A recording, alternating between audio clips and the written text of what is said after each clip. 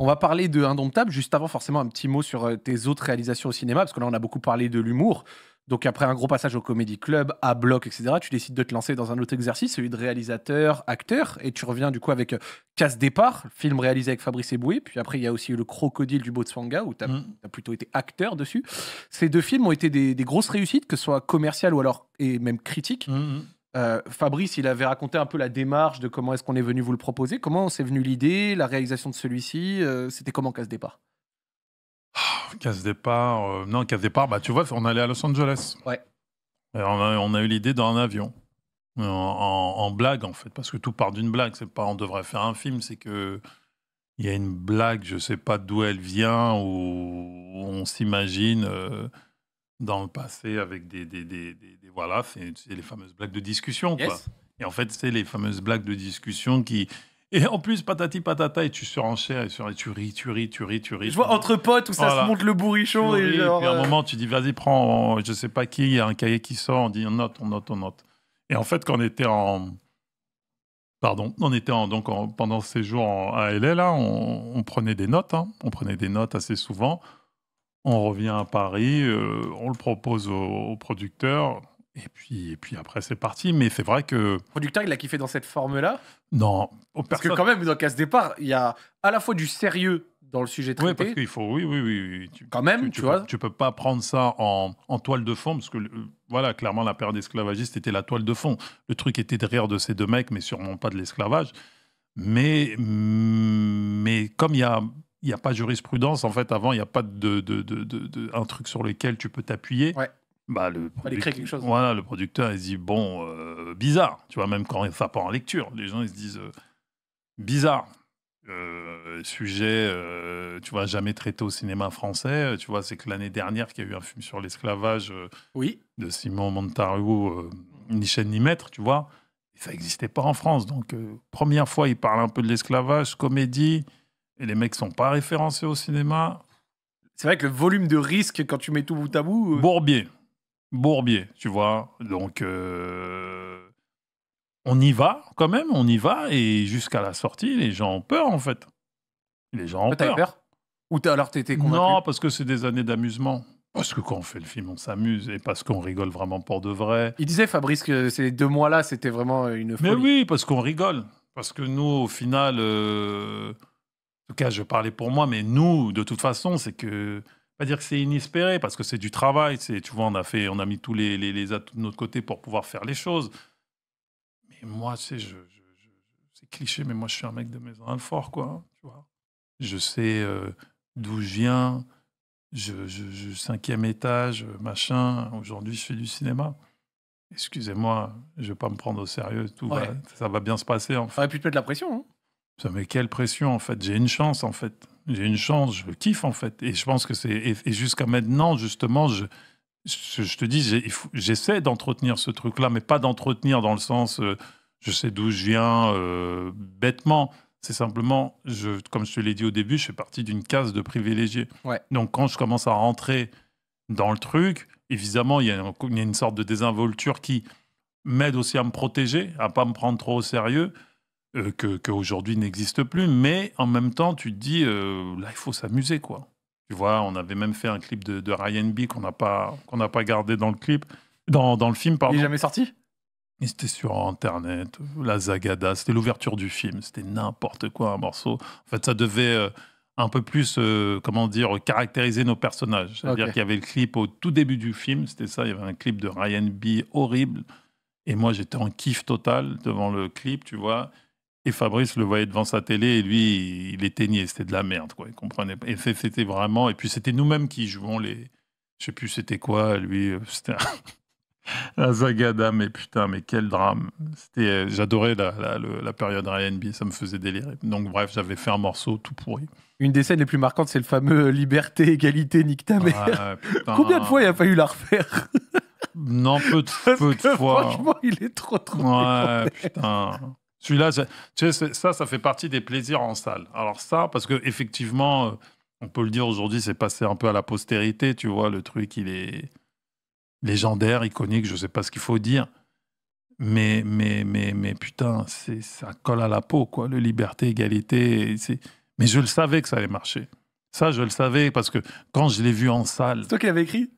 Eh oui, mais ça, c'est la banlieue. Comment un non-banlieusard peut dire à des gens qui ne comprennent pas que liberté, nique ta mère, il y a un côté faites-moi confiance. Trust. Ouais, parce que les gens, Là, ils je lisent... suis sur un truc. Non, j'ai dit franchement, faites-moi confiance. J'ai dit peut-être il y a une population qui va être un peu déstabilisée, mais il y a des gens qui comprennent très bien ce mec, tu vois, ils savent très bien quel genre de... et ce sera drôle. Et c'est vrai que celui-là, quand tu es en salle et que tu découvres le film avec le public... Ah là là, mais ça... Non, cette scène était trop légendaire. Nique ta mère! Oh. Et puis la réaction de Fabrice, elle aide aussi, De évidemment. ouf, non. Non, tu vois, mais tu vois, mais c'est ça, tu connais quand t'es en banlieue, tu le connais, celui-là, celui de la fin, tu sais, foutu pour foutu. Allez, on envoie. Voilà, tu l'envoies, et c'était vraiment celui-là, quoi. Et oui, quand t'as un peu cette culture, tu sais que celui-là, il impacte, Mais c'est des beaux souvenirs. Hein. Fabrice, lui, il a dit qu'il avait jamais revu le film. Toi, tu l'as déjà revu? Bonne question. Non, je le vois par un coup, je crois, quand il passe comme ça à la télé. Je reste pas dessus. Ouais, évidemment. Je reste pas dessus. Mais je crois que, je l'ai revu en salle. Quand il était sorti, je l'avais revu en salle. Mais je l'ai pas. Non, c'est vrai. C'est mes filles, du moins, qui l'ont vu la dernière fois, elles m'ont dit ça. Parce que les filles, les enfants, ils grandissent. Bah ouais. Et ils découvrent. Moi, je regarde pas les choses. Je tape pas mon nom sur Internet, je fais rien du tout. Et il y a, entre guillemets, interdiction à la maison de taper mon nom pour les protéger. Ah ouais? Ben oui, C'est intéressant, ça. mais tu sais pas sur quoi ils peuvent tomber, sur des gens, tu vois, qui aiment pas papa ou je sais pas trop quoi. Il faut pas taper le nom des parents. Maman et papa, ils font des travaux publics, donc il faut les préserver. Donc voilà. Donc, Vous les avez éduqués en ce sens? oui, c'est important. Bah, tant qu'elles sont petites, il faut les préserver. Tu vois, on fait des métiers, on n'est pas des gens dits normaux, donc il faut faire gaffe à les réseaux sociaux, tout ça. Bien sûr, ça peut être, on ne sait pas ce que ça déclenche chez un enfant. Regarde-moi cette grosse merde, il croit, tu vois ce que je veux dire? Elle lit ça toute seule. Elle lisait ça sur son père ou sa mère. Bah ou oui, autre. tu vois, c'est pas agréable, tu vois, donc il faut faire gaffe à ça. Mais il découvre les choses derrière mon dos de façon cadrée. Et c'est drôle parce que elles me le disent, et c'est assez drôle, quoi. T'as dit liberté, égalité, nique ta mère. T'as regardé Case Départ, on me dit ouais. Tu vois, mais c'est touchant. C'est touchant parce que au final, c'est ton patrimoine, quoi. Tu vois, c'est toi et c'est super. Tu vois, même là, même sur ce dernier film, au moment où on parle, elle le voit après-demain. Grand moment en perspective. Elle le voit après-demain avec mon père. Indomptable. C'est beau. C'est beau et ça va être dur pour moi. Bah justement, on va parler d'Indomptable, mais juste avant, parce que forcément, tu vois, une carrière, ça se forge. Il y a des réussites. On vient de parler de Case Départ. On a parlé un peu du Crocodile du Botswana. Bon, on va pas trop rentrer dedans, c'est bon, parce qu'il y a aussi un timing à respecter. Dans la vie, il y a des réussites, mais aussi un peu des échecs. Et fort du succès de Case Départ, tu as fait 2 autres films, Fast Life et Black Snake, qui ont eu un retour critique plus mitigé. C'était quoi les idées de ces films et pourquoi ils n'ont pas réussi selon toi? L'idée, c'était toujours l'amusement, en fait. C'était toujours l'amusement, mais après, je pense que des fois, tu perds en spontanéité, en fait. D'accord. C'est que tu es pris par les enjeux du métier et tu t'en rends pas compte, en fait, que c'est comme si tu vas perdre ton juice, en fait. Tu vois ce que je veux dire? Ouais. Et tu commences à être un mec du game, en fait. Tu vois, même si tu es hors game, parce que moi, j'ai jamais été dans le game, vraiment, mais tu commences à respecter les règles du game, alors qu'en vrai, tu perds la spontanéité, tu commences à... Tu vois, il y a des gens qui rentrent dans ta tête, il y a des trucs, des formules qui rentrent dans ta tête. Ok, ouais. Et c'est pas bon, en fait. Tu vois ce que je veux dire? Je pense que t'avais été influencé un peu d'une manière ou d'une autre. Oui. Il y a plein de trucs qui rentrent. Tu sais, après, il faut faire le tri, quoi. Tu dis, oh, ça, j'en veux plus. Tu t'es pur. C'est pour ça que j'ai fait, par exemple, un moment, je dis, oh, j'ai plutôt envie de trop de tourner. On te renvoie des trucs. Tu dis, mais je m'en fous. En fait, sincèrement, au vu de tout ce que j'ai fait, tu vois, même Black Snake, Fast Life, tout, machin, à un moment, je me dis, mais on croit que j'ai fini le jeu, en fait. Ok. En fait, j'ai fini le jeu, je vais pas mentir. J'ai fait des succès, j'ai fait des films qui ont marché, j'ai fait du théâtre, j'ai fait des grosses salles. J'ai fini le jeu. C'est terrible. Qu'est-ce qui me reste? Ouais, et puis surtout, t'as pas envie, en fait. Pas envie de... Et en fait, tu dis, non, t'adores le métier, T'adores le cinéma, t'adores la scène. On revient aux bases, en fait. C'est quoi les bases? C'est l'œil du tigre. On revient à la salle de boxe. Ce que tu sais faire de Va mieux. boxer, va boxer. Va boxer, arrête, en fait. Tu vois, même les scénarios qu'on t'envoie, tu vois toujours des critiques. Tu pourrais tourner en vrai, mais t'as pas envie. Va boxer. Et en fait, tu remontes sur scène, tu boxes. Malik, il disait la même chose Non, quand mais il retourne, pareil. quand je suis retourné sur... C'est pour ça que j'ai appelé le spectacle l'œil du tigre. Je boxe 2 ans. Oh là là, le mojo, il est là, tu kiffes, il y a tes enfants, il y a la famille, tout ça. Tout est fluide. Tu retrouves le truc. Il y a Mickey qui est là derrière, toi, là, il y a ma meuf qui est là, il y a les enfants, et tu retrouves l'œil. Et tu te dis, mais en fait, tout était là, en fait. C'est juste, tu t'es recentré, tu travailles avec tes enfants, il y a ta femme, il y a machin. Tranquille, en fait, frère. Le public, il est là, tout va bien. C'est beau. Ouais. Ça redonne la confiance. Ouais, et arrête de t'éparpiller, arrête de calculer. Enfin, je calculais pas, mais en fait, tu vois, le cerveau, il est brouillé par plein de choses, plein de gens, machin. Tu te dis, ah vas-y, tranquille. Mais c'est pas non plus des zones où tu étais en totale panique, hein, mais Évidemment. c'est simplement que tu perds en fait le pourquoi du comment. Donc, quand tu retournes à la salle, tu boxes, ça fait du bien. Et que c'est pour ça que quand je sors de ce spectacle, je dis, j'ai pas envie de retourner dans la Matrix vraiment. Ouais, je comprends. Indomptable. J'ai besoin de parler de moi. J'ai besoin d'être encore dans cette énergie-là. Ça, c'est intéressant, ça. J'ai besoin d'être dans cette... j'ai besoin de... Voilà. Et en fait, c'est comme ça. Et là, tu vois, ma moustache, que les gens ils pensent que je suis dans un look, je suis en tournage d'une comédie. Et là, j'ai envie de rigoler. Tu vois, là, j'ai envie de tourner un truc. Enfin, j'ai pas envie, je tourne actuellement une comédie. Et donc, voilà, là, tu dis, cool. Mais c'est magnifique parce que c'est des étapes de vie. Je peux pas faire ce que je fais là si je suis pas passé par là. Tu vois ce que je veux dire? Ouais. Et je sais pas ce que l'avenir me prépare parce que, tu vois, Indomptable, ça se passe bien. J'ai jamais eu autant de retours.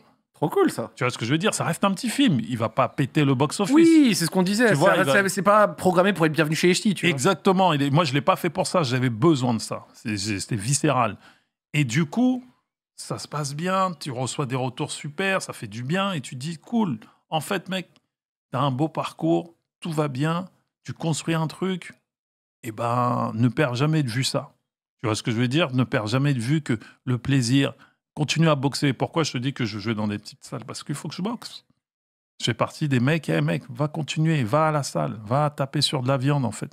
Parce que quand tu tapes pas sur de la viande, en fait, ton cerveau, il va cogiter, et patati. Et tu t'endors, ouais. Ouais, et puis on va te parler, ouais, machin, ouais, ça serait super de faire ça, machin.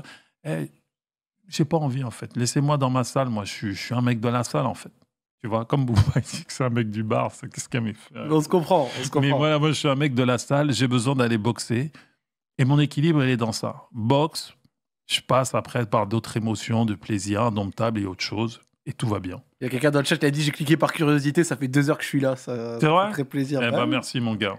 Sur ces films, avant qu'on discute vraiment plus en profondeur d'Indomptable, t'as aussi tourné, réalisé avec ta femme. Est-ce que c'est pas difficile de travailler avec sa femme? C'est émotionnellement, ça peut l'être. Parce que tu mets beaucoup d'émotions, tu t'exposes. Donc, des fois, ça rend fort et en même temps, ça rend fort parce qu'on a fait des trucs super et qu'on est fier du boulot qu'on a fait. Tu vois, que ce soit sur scène, parce qu'elle a fait la mise en scène de mes 2 derniers spectacles, et que ce soit même au cinéma, que ce soit sur Black Snake ou Fraté, voilà. Parce qu'on fait des trucs bien. On fait des trucs bien, mais ça t'expose. Ça t'expose en tant que couple, ça t'expose en tant que, tu vois, et c'est pas toujours évident, en fait, parce qu'en fait, on donne beaucoup. Et ce métier, il ne te rend rien. Donc, en fait, il faut juste apprendre à, tu vois, à jauger le truc. Parce que c'est pas un métier, en fait, où il est bon d'arriver, ça, c'est ma femme, ça, c'est ma fille, et ça, c'est machin. C'est un métier où tu dis, hop, hop, hop, tranquille. Tu vois, il faut avoir une zone de sécurité. Voilà.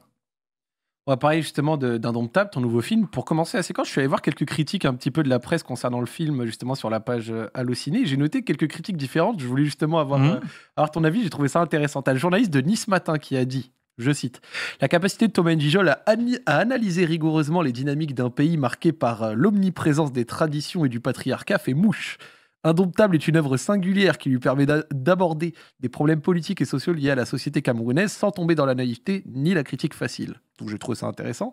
T'as le journaliste des Inrocks qui dit NJJol tombe hélas dans le syndrome du contre-emploi d'humoriste. Un peu comme le Dujardin de novembre. Le film a néanmoins des qualités, notamment tout le travail de restitution et de langue et du quotidien familial. Bon, ceci dit, excuse-moi, je trouve qu'il m'a quand même comparé à Dujardin qui a eu un Oscar. Si tu réussis à avoir un Oscar, ça serait... non, mais je dis pas que sur celui-là, j'irai le chercher, mais il m'a quand même comparé à Dujardin qui a eu un Oscar et qui mérite quand même le respect. Et finalement, le journaliste du Monde, la dernière critique que j'ai notée, qui dit « Thomas NJJol signe ainsi avec ce 4e long métrage de loin le film le plus réussi et attachant de sa carrière dans lequel il a mis à l'évidence beaucoup de sa propre histoire. » Qu'est-ce que t'en penses? Est-ce que tu es d'accord? D'accord, je ne saurais te dire. Et je me suis dit que je voulais te lire 2-3 critiques justement pour avoir un peu ton avis. Je me dis que ça pourrait être intéressant. On va prendre de façon décroissante, mais Le Monde, quand même, c'est un des journaux que mon père lit le plus. Ouais. On allait lui acheter quand j'étais petit. Tu vois, j'ai le souvenir des fois lui prendre Le Monde et tout. Le Monde Diplo, c'est un bête de journal. Le Monde, première page, il y a un encadré de mon film, et il y a une pleine page de moi au monde. J'ai 46 balais. Je veux pas bouder mon plaisir, mon gars. C'est incroyable, tu vois. Moi, en tant que réalisateur, acteur, une page dans le monde, je les connais ni David Adam, ils sont pas obligés. Ils le font, ils ont aimé le film, ils ont compris. C'est bon. Le jeu, ça y est, le game, il est fini. J'ai fini le game, en fait. Donc, tu vois, après la formule, tu vois, là, quand je te parlais de la langue française, tu vois, là, on n'est pas dans la formulation. Il tombe dans le 13 novembre de Dujardin de... cousin... À mon âge, ça me fait plus rien. Tu as fait ta formulation, tu t'es fait kiffer avec ton bon français, un peu contre. Il n'y a pas de contre-emploi. Tu connais pas nos vies, en fait. Là, clairement, tu as envie de dire, si c'est objectif, il n'y a pas de souci, tu ne connais rien dans nos vies. Quand tu rentres dans ce truc-là, c'est que tu t'es pas intéressé au film, c'est que tu n'as absolument rien compris. C'est un gros teubé. Je suis désolé. La critique, elle est bien. Quand tu dis, tu vois, le film, il a ses défauts et ses qualités. Je ne suis pas en train de dire que j'ai fait un chef-d'œuvre. Mais quand tu rentres dans ça, frère, tu me fais une formule, en fait. Passe ta route. Ne me parle pas de, tu vois, du jardin, contre-emploi, tout ça. Ça ne veut rien dire. J'ai mis un moment de ma vie, c'était viscéral pour moi. J'ai mis des choses... en fait, tu peux, je sais pas, parler de certains aspects, évidemment. Mais quand tu commences à rentrer dans ces métaphores, ça n'a pas d'intérêt. Et la première, c'était... C'était Nice Matin. Il parlait justement que tu avais raconté un peu les problèmes politiques et sociaux liés à la société camerounaise sans tomber dans la naïveté. Tout ça, je le trouve intéressant. J'ai toujours aimé Nice, de toute façon. Belle ville, Nice. C'est un très bon club, avec des très bons joueurs, mais qui n'a jamais réussi à switcher dans le quatuor de tête de la Ligue. Il a fini 35e sur 36 en Europa League. Voilà. Oh putain, c'est vrai que celui-là, on l'avait... Mais quel fiasco. Nous ne relançons pas dans le football. Si on repart dans le football, Thomas. Mais c'est vrai que celui-là, ça m'a étonné. J'ai dit, putain, avec le coach qu'ils ont, là, c'était un vrai fiasco. T'es d'accord avec ce qu'il dit, le journaliste du Monde, comme quoi c'était le film le plus réussi et peut-être le plus attachant de ta carrière? Ou en tout cas, que t'as vraiment mis du cœur dedans? Ah, tu mets du cœur dans tous les films. Mais le cœur que j'ai mis là, il est différent. Et ça serait dénigrer mes travaux, de précédent que dire c'est en rupture avec les autres. Mais c'est vrai que c'est un film où j'ai jamais mis d'affect dans les autres films. Comme j'en ai mis là, j'en ai mis différemment. J'ai mis du cœur à l'ouvrage. J'aime tous les films, il n'y a pas de souci. Mais celui-là, oui, tu mets quelque chose de profond. Moi, comme je te l'ai dit, je veux voir le film avec mes enfants, avec leurs grands-parents.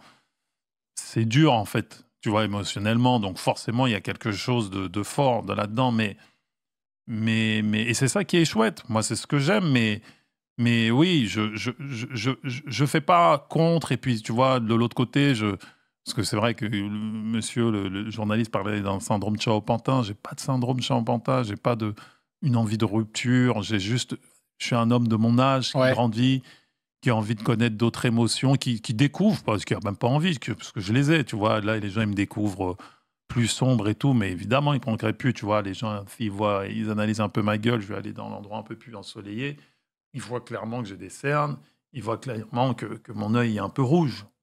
J'ai cet œil rouge de l'Africain, où on se dit, lui, voilà, tu viens sonner chez lui à minuit, pas bien accueilli. Ce qui est vrai. Et non, il y a un côté où moi, j'adore en fait cette complexité de... En fait, je n'ai pas envie d'être un humoriste dépressif, c'est la rigolade, la poilade, mais il y a des fois, je suis sombre, je suis négatif. C'est normal.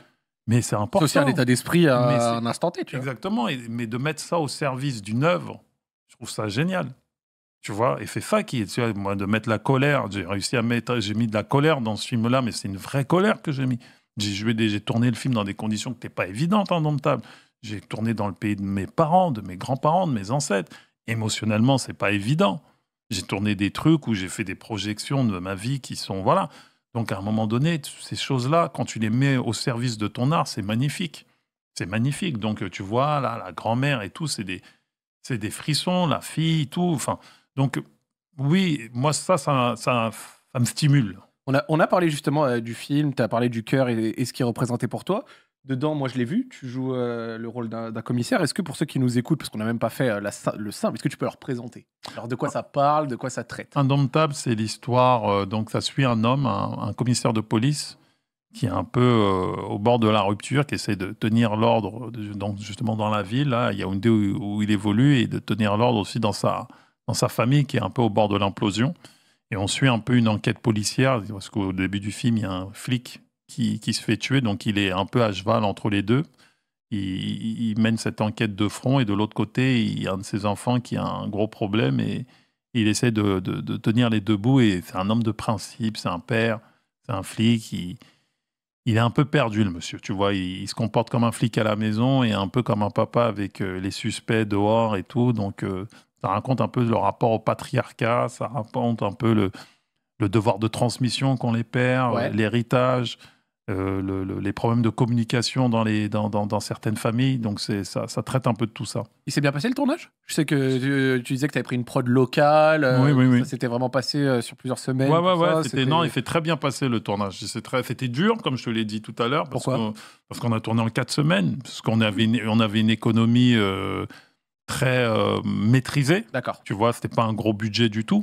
Donc, du coup, il a fallu vraiment retrousser les manches, mais il y avait un supplément d'âme qui était super. Tu vois, les gens étaient fiers que je vienne faire ce film au Cameroun. Les techniciens, les comédiens, ils étaient super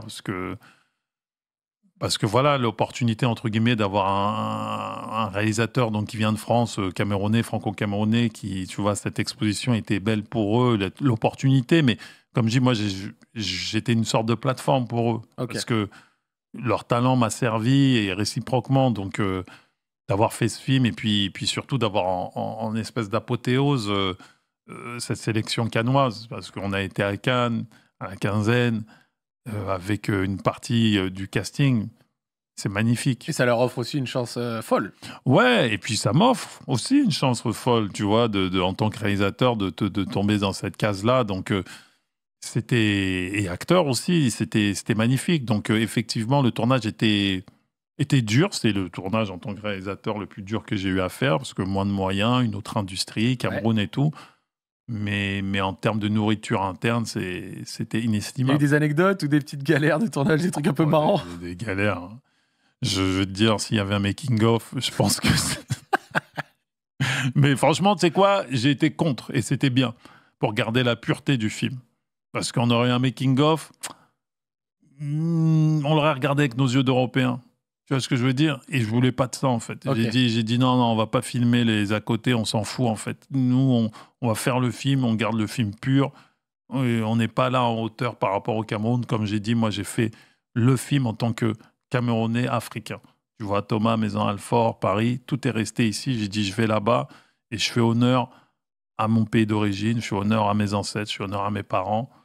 Et je représente, je rends quelque part tout ce que ce pays m'a apporté. Voilà. Maintenant que le film est sorti, c'est quoi le programme maintenant? Tu vas regarder les retours des gens, c'est peut-être tu vas prendre des vacances, Non. La promo n'est pas finie. La promo, demain j'ai encore des promos. Là, après toi, je vais présenter le film à Montreuil, s'il y a des gens qui sont là, à Montreuil, okay. Au cinéma Le Méliès à Montreuil. À quelle heure? 20h30. Venez. Voilà, il y a dans 35 minutes, les gars. Dans 35 minutes, voilà. N'hésitez pas à y aller, foncez.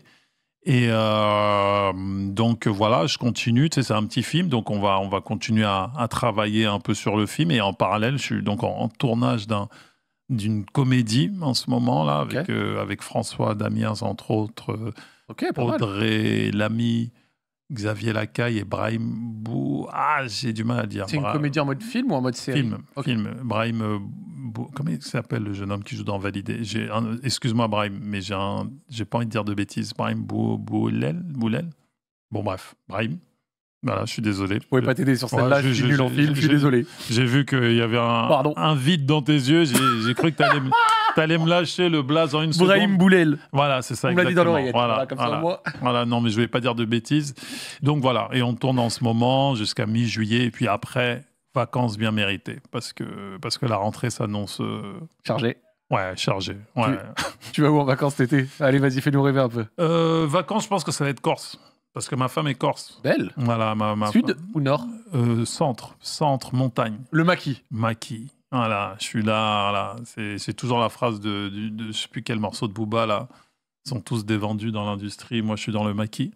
Et ben, j'ai toujours ça. Moi, je suis dans mon maquis avec mon fusil, mes rivières, mes enfants. Je suis tranquille. Ah, ça, c'est une Corse qui change. Moi, j'ai connu le sud de la Corse. Ouais. Les plages de Palombadia et tout. Ça fait des plus belles plages que la France a offert. Non, il y a des très belles plages et tout. On y va de temps en temps à la plage, mais moi, c'est village, chasse et pêche avant tout. Ouais, c'est vraiment ça, les vacances. Un autre mood. Exactement.